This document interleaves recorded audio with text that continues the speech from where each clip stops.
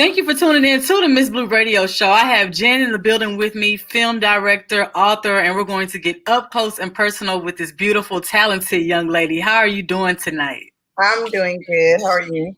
I'm doing pretty good. First off, thank you for taking some time out of your day to even chat with me. Okay, no problem. Thank you for even considering me. Yes, I have a thing for authors because I feel like it's so. I'm still a reader, a big reader. Okay. So I think it's important to tap into authors because without y'all, like I probably wouldn't have anything to do on downtime. so, so I wanted to talk about these great books that you have written. Okay. Well, I've only written one book, and everything else has just been like independent film. But I wrote them, but they didn't like start off as a book. It just wrote them as like a screenplay. So how long did it take you to write your book? Because I have a lot of people that's an aspiring author that always says they would like to write a book, but they don't know where to even start. It took me, oh goodness, it probably was about 8 weeks. And then though with editing, but then turn around with editing, that probably was about another like 4 to 6 weeks. So to actually write it all out, just whatever's on my mind, write it, type it, get it out there, was about like 8 weeks. But then the editing is usually the more crucial part if you do your own editing, because then you kind of got to then go through it with it, kind of like a fine tooth. Right. And that's when it gets like, oh goodness, I forgot this, I forgot. That's usually the harder, I think, part. But when you are writing, that's usually the fun part because you're just being creative, so you just typing away, going away, whatever's in your mind, you just ready to get it out. So, well, that's not a long time. yeah. That is awesome. 8 weeks, that's great. So you already had in mind. How did you come out with? Let's talk about the book. The name of the book. How you came up with the concept of this book. Okay, well, my book is called Nightbreed: The Secret Society of the Black Vamps, which means vampires. And I came up with it because honestly, I always have been into like fantasy. So even as a kid, like I was that one urban kid that's into like, like witches and vampires. Like I tell people all the time, I say when Vampire in Brooklyn came out, I was just so excited at that young age. Like, yes, like I was so deep.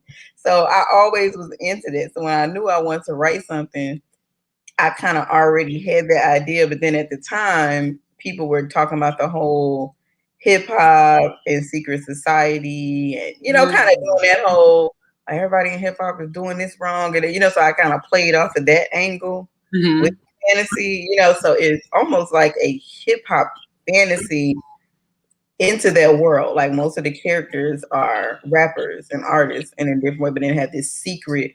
Some of them had this like secret life of being a vampire or a witch, or these different, different, fantasy characters. Right.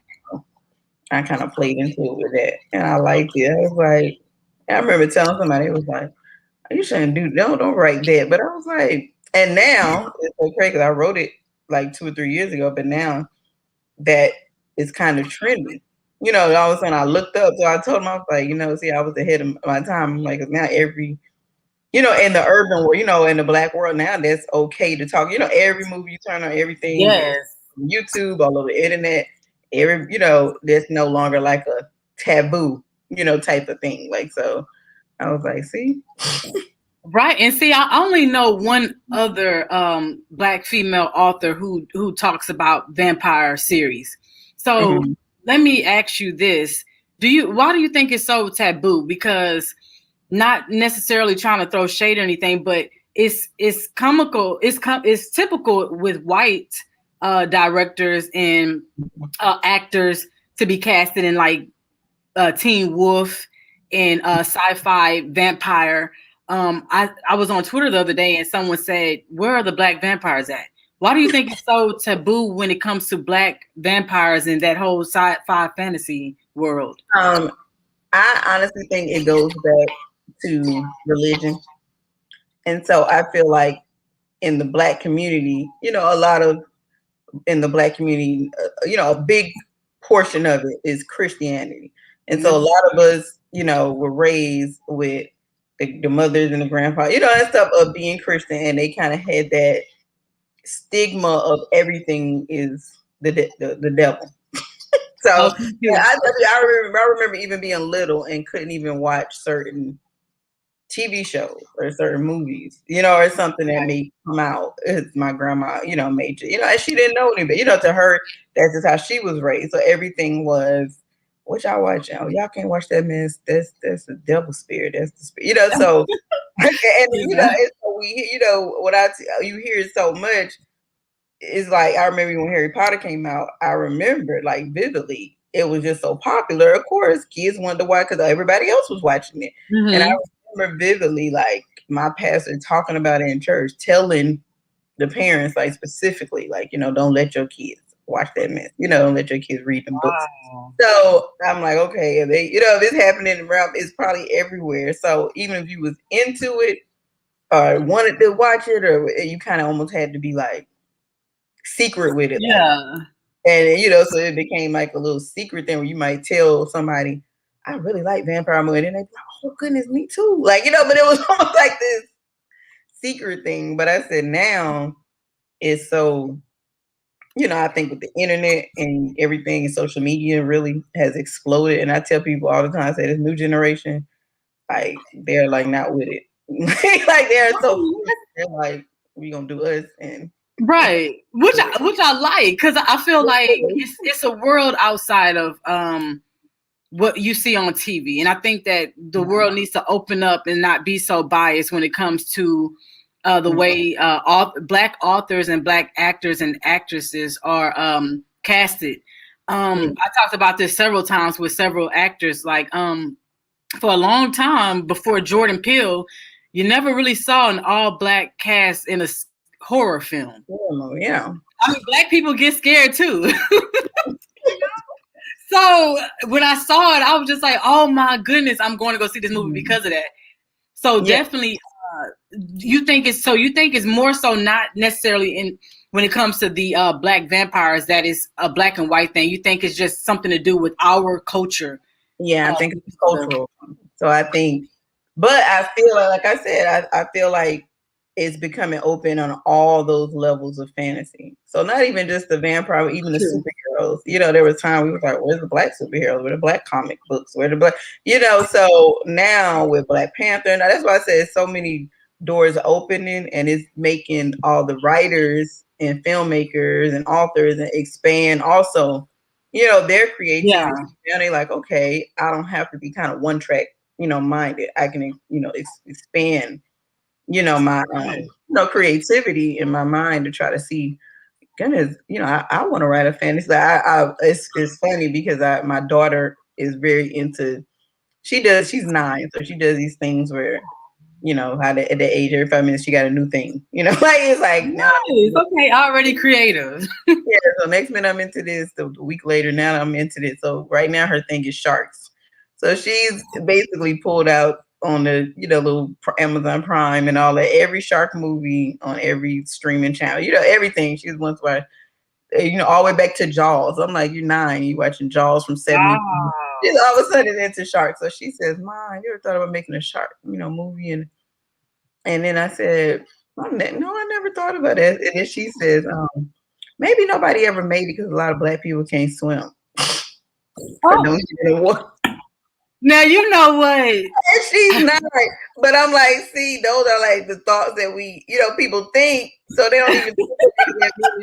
Even with scary movies, people immediately say, oh, well, you ain't finna catch no Black people in the woods by themselves doing this and that, so that wouldn't even be realistic. But I'm like, no, right? It happened. Why can't it happen? It was so funny, but it just made me think, you know what? That's probably how people think. And that's why they immediately just don't even sometimes, stretch the idea of certain things. But they're like, oh no, that wouldn't happen. You know what, Jen? I never looked at it from that angle. I never did. I really just looked at it like, they just don't want to cast a Black actor or actress. Yeah. But you're right, because like one thing I'll say is with scary movies, I never understood that friend that saw the monster and didn't tell nobody. With Black people, I'm gonna be like, I just saw somebody looking upside in your window. I'm not gonna hide that shit from you. Yeah. Nah, you're absolutely right. So that's a good viewpoint. And someone said, wait, I don't want to jump the comments. Someone said they were tired of slave movies, Me too. embracing change and witnessing the value of once ignored subjects. That's right. That's what Jen just said too. Oh, black people be the first to die. But like you said, maybe it's because it's not believable. And I would say that that's an eyeful. I mean, that's very enlightening. So with the directing, because I also saw that you are into directing. So have you directed anything? And if so, let's talk about that and that experience. Okay, yeah, I've actually done 4 independent films. And it started back in 2010. That's when I did my first little film coming out of school called Before My Eyes. Then I did another one called Queen Pen. And that one actually got some traction. Like that one actually got like distributed and it was in different back then we still had like the Blockbusters, the Red Box, that so it was in all those stores and the Walmarts and the Best Buy. So that one kind of was the one that kind of started the flow, of like me getting a little bit of, a reputation in the independent, world. And then I did years went past and I did Queen Pen 2. So it was a sequel to that one. And then I just recently did a movie called Baker's Union, which is going to be on Tubi TV and like the Voodoo and all of those and all those on April 1st. So it's already on Amazon Prime, like kind of briefly, but it's going to, it gets more kind of distributed April 1st when it goes on like Tubi TV and all of those. And that one is I tell people it kind of gives you like a next day air meets Friday. So it's a comedy. And I changed it up because my other movies were kind of more gangster movies. And it's kind of like what that gentleman said, not, even though it's totally different from Slave, but I kind of put all that together as trauma. So when I made it, I remember telling my mom and I said, I'm tired of making movies where somebody get killed in the end and somebody go to jail. And I said, I'm just tired of the trauma. I was like, I'd rather make something where people laugh or have fun, and it was during Corona. So I actually shot it and filmed it during the pandemic and everything. And I was like, this is a time where people need to laugh. So it's a comedy and it's like a stoner comedy with these two, like up and coming comedians and, and it kind of, in a nutshell, one of them is a mailman and he comes across this package of weed that's, a guy is ordering in his neighborhood getting shipped to him. And he takes it, decides, I'm just going to take this one, box and he'll never, nobody will notice. And him and his friend, go from, basically saying they're going to smoke it. And they come up with the brilliant idea of let's turn it into edibles and, and sell them. And they start having the twists and turns, of that because the gentleman won't waste his package. And, so it becomes like a whole spiral effect from them taking this box. But they're like some good characters and two that played it. It's a whole bunch of, independent upcoming, comedians from Miami, Atlanta, just throughout little places. And it's pretty funny. So it sounds funny. So yeah, I can't wait to check that one out.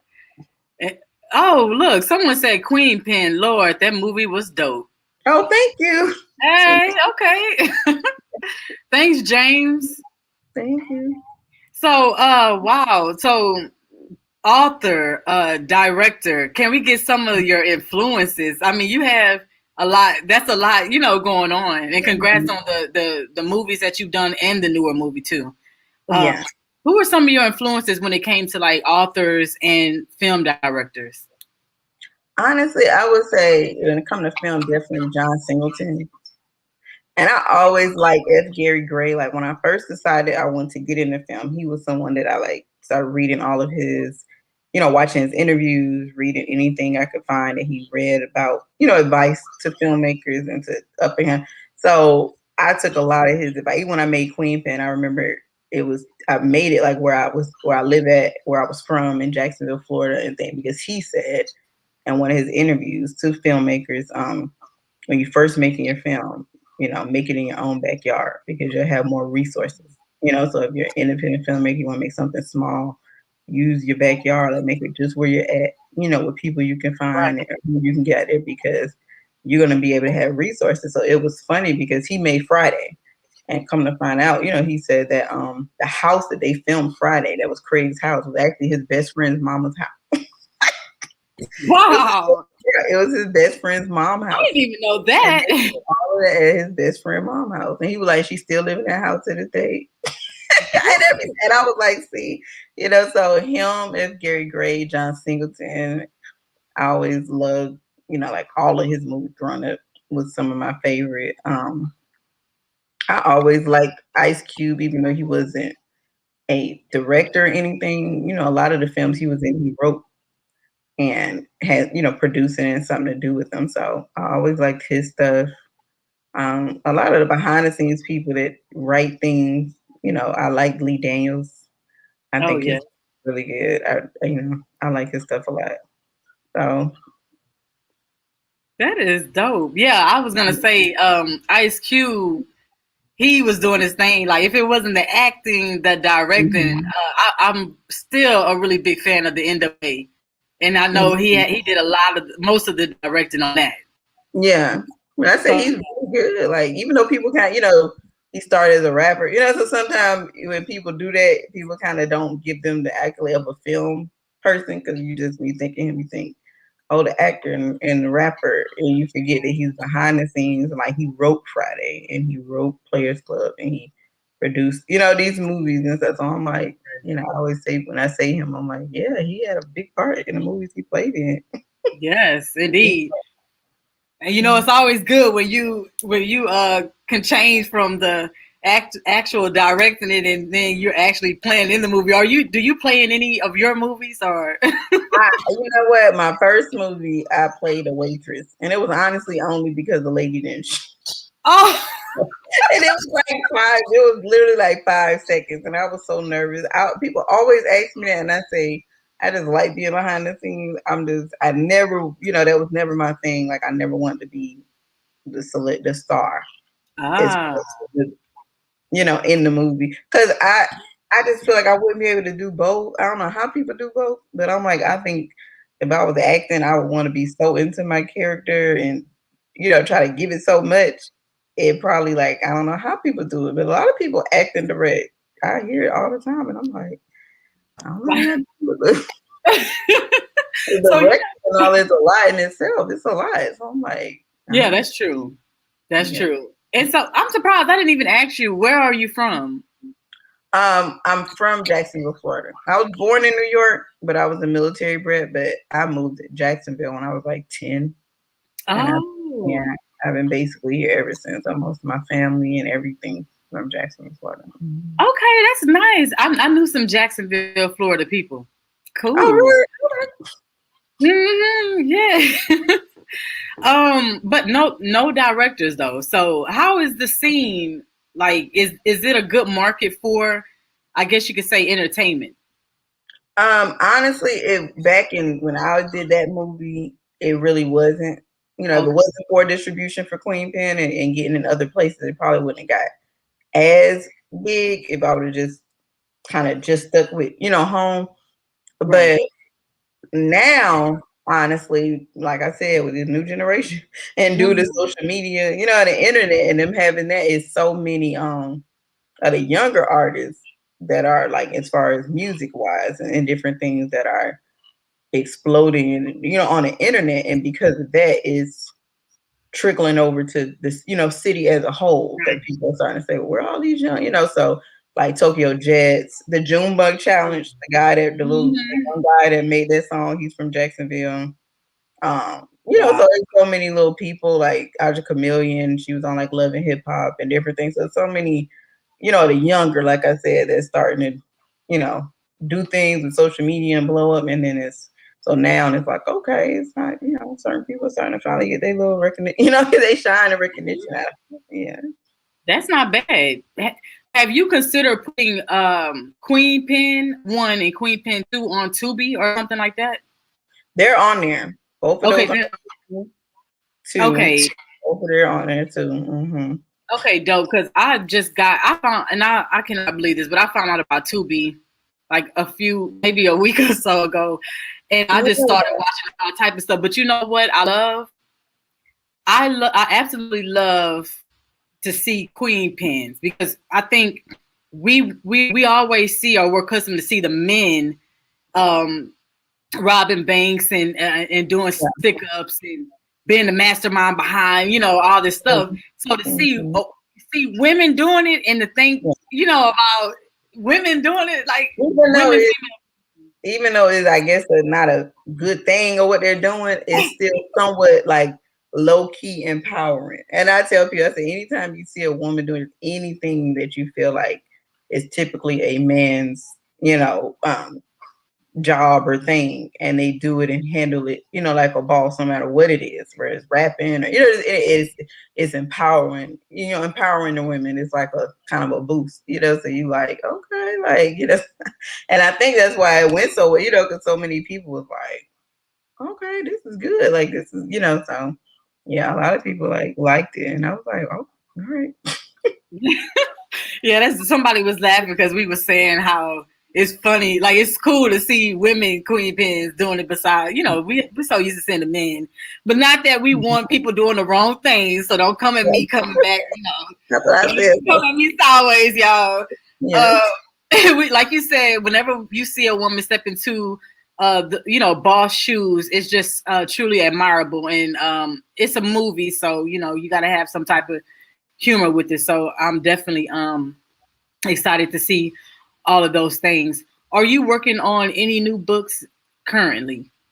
I'm not. I'm gonna start working on like a kind of. I wasn't at first gonna make it like a series of those books, of the Nightbreed books, but I am. So I'm gonna work on that second part, kind of, to that book, like a second part to it. But I am working on a film.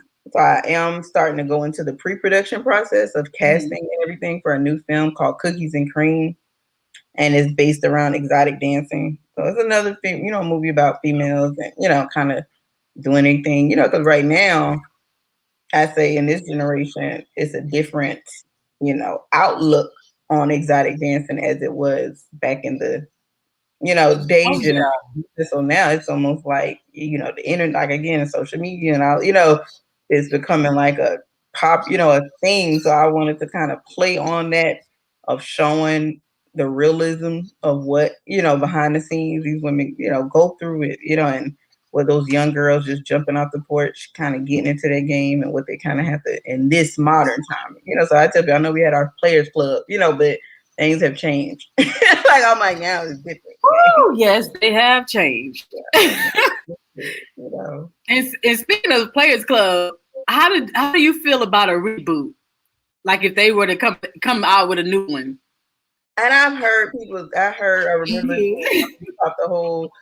I don't know. I think some things need to be left alone. I think some things are good to do over if it can be cute, but because only the reason I say with Players Club is because it was Diamond, and I'm kind of like, they were like, oh, so and so should play that, and I'm like, I agree with Lisa Ray when it's like, no, like, there's no other Diamond. Like, if anything, make a whole nother girl doing, whatever or something. But I'm like, there's no other, like, Diamond was Diamond. Like, we right.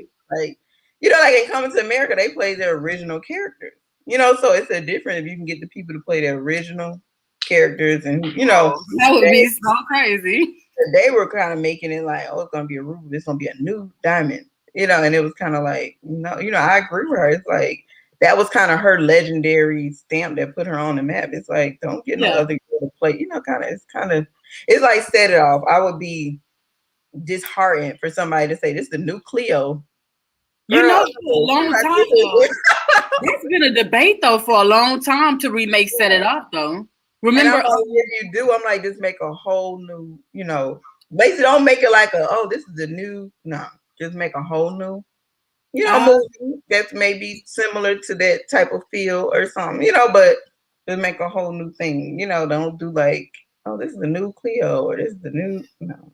Yeah, I thought about that too, because I think Issa Rae was trying to come back, was trying to produce it, and I think they got so much. She got so much heat, and it was just a thought that she kind of shied away from it. But yeah, I agree. I would not want to see them redo Set It Off, because they did so good. It's gonna be impossible. Do you? It's gonna be impossible. People gonna be, and it's gonna be so much. You get so much pressure. Whoever, whatever director, if whoever was decided to, it would be so, because people are gonna judge every little bit of, whoever we know is supposed to be playing, Yeah. or this one, they're gonna be like, everybody gonna be having that kind of coming in with that judgment of like, man, she ain't no Cleo. Okay, let me see how she got. It's gonna be that you gonna feel it. So if anything, I feel like people should be inspired by some of the old greats, because honestly, I think that's what other cultures do. Be inspired and almost not copy, but be inspired and come up with something similar, but with your own twist. That's how if you like Set It Off and you feel like, goodness, we need something like a new Set It Off. Then okay, that inspired you. Take that and run with that, somewhat concept, and then put a twist on it, of something new, something new and modern, and then young actresses give them, a chance to have their time, shine, and the young up and coming actresses. But I would just, you just take stuff and put a twist on it. And honestly, in Hollywood, that's what they do a lot of times. Like if something has worked, they take it, they twist it. You can tell they put a little, and then they, so it's like that's the new thing. True that. Yeah. I mean, I had to get you. Heard they was doing a reboot of Harlem Nights, and I was like, no, hold on. That's just too much. That's a. And I was like, so why you would want to remake that one over though? I'm like, Richard Pryor's gone, Bella Reese's gone, Red Fox is gone. I'm just trying to figure out who y'all. Yeah, that ain't gonna work though. That was not gonna work. That's what I'm trying to figure out. They're gonna be Eddie Murphy by himself. I don't know. I just like I don't get it. That's why I never understood. Why not let young talented directors like yourself, like Jayla World Productions, another great director out here in Houston. Why not let women like you just get in there and throw your ideas out and just start directing? I mean, I know it's not easy per se, but it's like sometimes I get so tired of the remakes and stuff, and I want to see something new. I want to see. Honestly, I was glad that Tyler Perry got writers, because he always wrote his stuff, and it was good. Tyler Perry has done his thing. It's nothing like. But when they said he kind of was like, I wrote I've never had any writers, and all I was thinking was, as the generation changes, Tyler Perry's older, so I'm like, you're not, but you come from a different generation. You come from a different.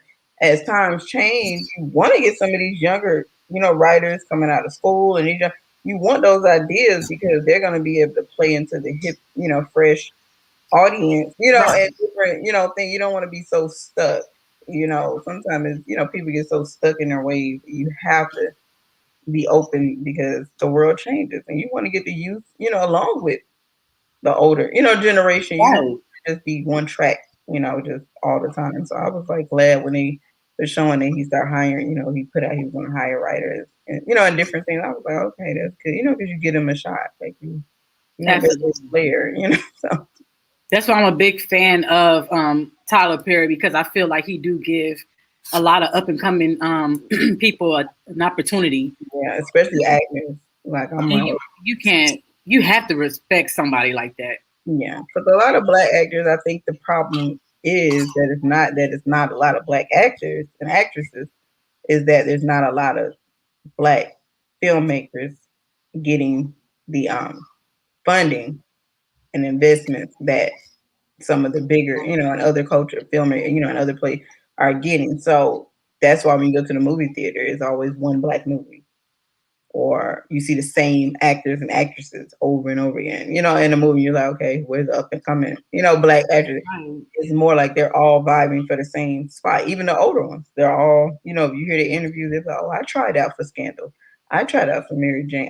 All of them are kind of, fight for this. And it's because it's not a lot of Black filmmakers that can say, we're going to cast our own people where they can enough, can be circulating and going around. So I said a lot of Black filmmakers need more opportunities to get the funding, and investments and getting those spots, to be able to make more Black content, and then, give up and coming, Black actresses a chance. So, because I've heard people say that they like, goodness, it's the same people, all the time. And I'm like, no, it's just, like, Yeah.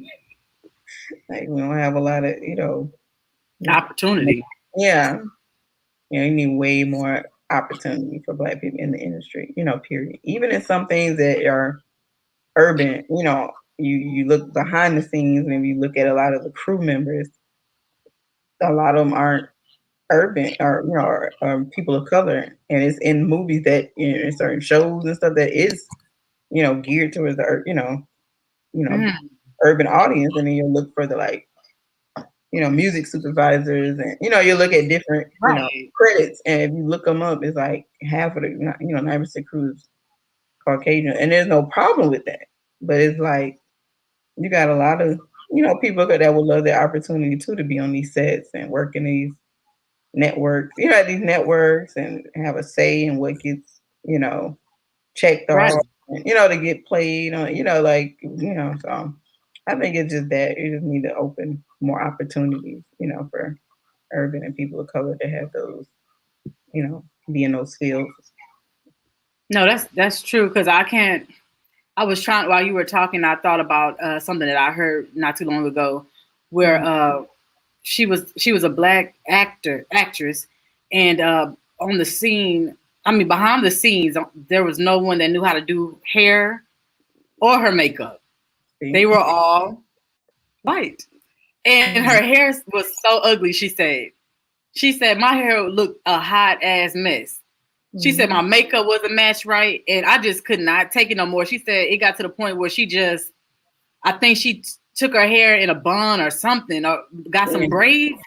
It was just that bad, and I wish I knew who it was because it always makes the story better because you can kind of picture it in your head. Yeah. But I just thought, like, man, like, yeah, we, as Black people, we should get the same. We should get an opportunity because there's so much talent out here, amongst us, So I pray that changes within the industry.